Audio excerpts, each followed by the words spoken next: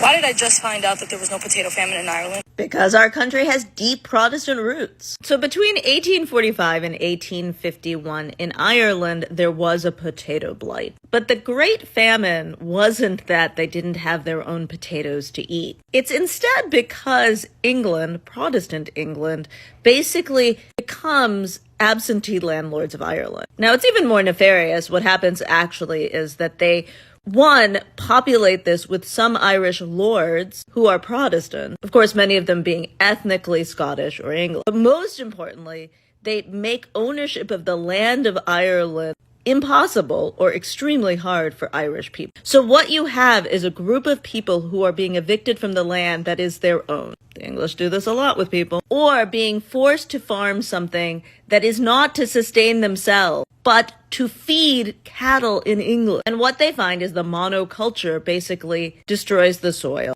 And itself is destroyed when the potato blight comes. So now the land cannot feed the people who live there, who don't even get to actually own their land. And these landlords were largely absentee, not being in Ireland at the time to see this come. As a result, 1/4 of the Irish population either dies, at least 1 million people die, or leaves Ireland. This is after people like Oliver Cromwell a few centuries earlier tried to decimate the population. And if you are American and you are Irish and you did not learn this part of history, that the Protestants terrorized your people, it is because our education system wants us to learn what they need to keep the country of the U.S. working the way it worked. The English thought of the Irish as basically not equal to them. They thought the Irish Catholics were expendable. And our education system tried to cover that up so that you forgot that they didn't see you as equal.